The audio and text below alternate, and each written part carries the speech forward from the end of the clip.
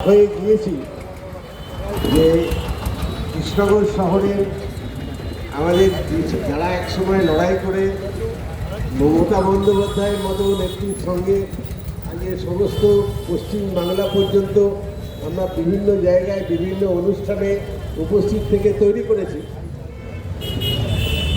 এবং কিন্তু দুঃখের বিষয় কিছুদিন যাবৎ কৃষ্ণনগর শহরে তাদেরকে খুঁজে পাওয়া যায়নি, কিন্তু এখন তারা বুঝেছে যে না, আমাদের নামতে হবে এবং কৃষ্ণনগরবাসীদের এদেরকে যদি না নামানো হয় তাহলে আমাদের যে কৃষ্ণনগরে আজকে অস্তিত্ব থাকবে না, সেটা কিন্তু সবাইকে জানিয়ে রাখি। আমি এর আগেও বলেছি অনেকবার যে এই কৃষ্ণনগর শহর থেকেই আমাদের রাজ্যের মাননীয় মুখ্যমন্ত্রী মিটিংয়ে প্রায় কিছু না হলেও কিন্তু 1,00,000-এর বেশি লোক উপস্থিত থাকার পরে সিদ্ধান্ত নিয়েছিলেন যে আমি আর এরকম ধরনের কোনো জায়গায় ছোট আকারে মিটিং করব না, কলকাতার বুকে আজকে সব থেকে বড় আজকে মিটিং করে সবাইকে দেখিয়ে দেবো যে বাংলার মানুষ এক হয়ে লড়াই করতে চায়। এবং তার জন্যে সকলে মিলে সেদিনকে ঠিক করেছিলেন মমতা বন্দ্যোপাধ্যায় যে সবাইকে নিয়ে আজকে সেই জায়গায় দাঁড়িয়ে কলকাতার বুকে মিটিং করবেন। কোথায় করবেন? কলকাতায় কোথায় মিটিং হয় সব থেকে বড়? ব্রিগেড প্যারেড গ্রাউন্ডে সেদিনকে মিটিং করার সিদ্ধান্ত নিয়েছিলেন। সুতরাং সেই জায়গায় দাঁড়িয়ে আমরা বলছি, এত বড় সিদ্ধান্ত নেওয়ার জন্যে যারা আমাদের প্রিয় নেত্রীকে আজকে সব থেকে বেশি আগ্রহান্বিত তৈরি করেছিলেন এবং তাকে বাদ দিয়ে এতদিন চুপ করেছিলেন, আজকে তারা জেগে উঠেছে। আমি তাই মনে করি, আমি কিন্তু মমতা বন্দ্যোপাধ্যায়ের সঙ্গে আছি। আমি এদেরকে চেষ্টা করেছিলাম কৃষ্ণনগর শহরে, আমাকে বলেছিলেন যে তুমি কৃষ্ণনগরে দাঁড়াও, কিন্তু আমি মনে করেছিলাম যে কৃষ্ণনগর শহরের পাশে আপনারা সবাই জানেন স্বাধীনতার পর থেকে ডানপন্থীরা কোনো দিন যেখান থেকে জিততে পারেনি, সেই জায়গায় দাঁড়িয়ে আমি কিন্তু বলেছিলাম ওইখান থেকেই আমাকে জিততে হবে। তাই ওখানেই আমি দাঁড়িয়ে আমি সেখান থেকে জিতে এসেছি। কিন্তু কৃষ্ণনগরবাসীকে আমি ঠিক করেছিলাম, আমাদের প্রত্যেকের অত্যন্ত প্রিয় আমাদের যাকে নিয়ে আমি মনে করেছিলাম একে দাঁড় করিয়ে জিতিয়ে দিলে আমাদের কৃষ্ণনগরে ভালো হবে, কিন্তু তার দেহান্ত হওয়ার পরে তিনি মারা যাওয়ার পরবর্তীকালে কৃষ্ণনগরে একেবারে হারিয়ে গিয়েছে। এবং সেই জায়গায় দাঁড়িয়ে আমি মনে করি কৃষ্ণনগরকে নতুনভাবে আগে জাগিয়ে তুলতে হবে। এবং তার জন্যে আজকে যারা এসেছে, আমার সঙ্গে যারা ছাত্র আন্দোলন থেকে নেমেছিল এখন দেখছি সবাই এসে গিয়েছে, এবং আমার সঙ্গে যারা যুব আন্দোলনে নেমেছিল তারা সবাই এখন নেমে গিয়েছে।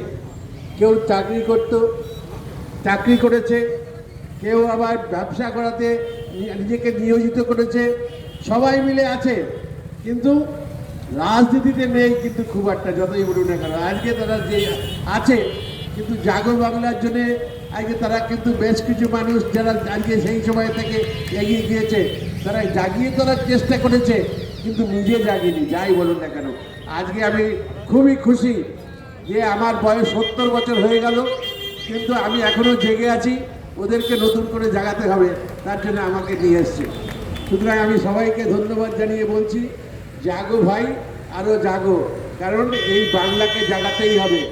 আজকে বাঙালি মানে সারা ভারতবর্ষে, বাঙালি মানে সারা ভারতবাসী, যারা আজকে সবাইকে বলেছে অনেক কিছু করবো, তারা কিছুই করেনি এবং সবাইকে ভুল বুঝিয়েছে।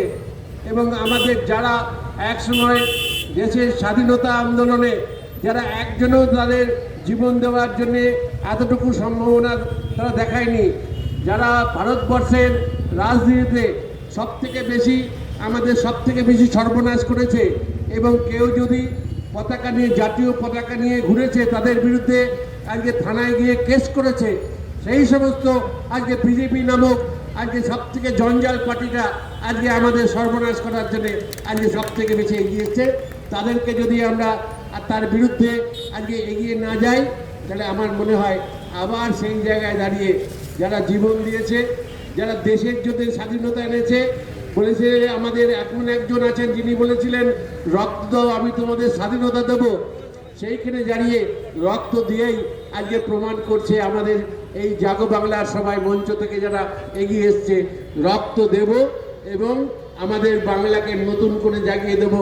বাংলার বাঙালি এবং আমাদের বাংলা ভাষায় কথা বলা এবং বাংলার উন্নয়নকে যারা ধ্বংস করার চেষ্টা করে তাদের বিরুদ্ধে কিন্তু সবাই মিলে এগিয়ে যেতে হবে। এবং এই সেই জায়গা কৃষ্ণনগর, যেখানে কৃষ্ণ আছে এবং যেখানে আমাদের সারা ভারতবর্ষের মানুষের আজকে নগরের সব থেকে বেশি আজকে মানুষত্বতা এবং সব থেকে বেশি নাগরিকতা, সব থেকে বেশি মানুষের আজকে এগিয়ে যাওয়ার, সব থেকে বেশি শিক্ষার জগতের সব থেকে বেশি স্বপ্ন আজকে পূরণ করার জায়গা। সেই জায়গায় দাঁড়িয়ে আমরা যদি সকলে মিলে সিদ্ধান্ত নিই তাহলে নতুন করে সিদ্ধান্ত নিতে হবে। এইটুকু আমাদের সবারই কাছে অনুরোধ জানিয়ে আপনাদেরকে বলছি, রক্ত দিতে হবে। আরে রক্ত এখনো পর্যন্ত বাংলায় সব থেকে বেশি বাংলার মানুষ এখনো পর্যন্ত 25% মানুষ, শতকরা 25% মানুষ রক্ত দেয় কেবলমাত্র এই পশ্চিমবাংলায়। আর ভারতবর্ষে আজকে 10% নয়, 5% নয়, আজকে এই অবস্থায় ভারতবর্ষে বিভিন্ন জায়গায় রক্তদান আজকে থেকে বেশি আজকে নষ্ট হয়ে যাচ্ছে। মানুষের সব থেকে বেশি বিপদে আজকে তাদেরকে সব থেকে বেশি মানুষের বিভ্রান্ত করার চেষ্টার মধ্যে আছে অন্যান্য ভারতবর্ষের রাজ্যগুলো। সেই রাজ্যে আমরা গর্ব করে বলতে পারি আমরা এখনো পর্যন্ত শতকরা 25% মানুষ রক্ত দিয়ে মানুষকে বাঁচাবার চেষ্টা করি। তাই আপনাদের কাছে বলি, সারা পৃথিবীতে রক্তের ব্যাপারে আমরা সবাই জানি। এখনো বিদেশে আজকে সমস্ত মানুষ একবার রক্ত দিয়ে তারপরে আসে, কারণ তারা মনে করে রক্ত যত বেশি আজকে মানুষকে দেওয়া যাবে তত বেশি রক্ত বেড়ে যাবে শরীরে। আজকে সেই জায়গায় দাঁড়িয়ে রক্তর আজকে মাধুর্য কেউ বিশ্বাস করতে পারে না। আমাদের একমাত্র বাংলার মানুষ পারে বলেই এখনো পর্যন্ত আমরা বাঙালিরা আমরা শক্ত সমর্থ এবং সব থেকে বেশি আজকে আমাদের এগিয়ে যাওয়ার মতো ঐতিহ্য সব কিছু আমরা ফিরিয়ে আনতে সক্ষম হয়েছি। এখনো বলছি আমাদের রক্ত দেবে যবে আমাদের সমস্ত মানুষের উন্নয়ন হবে।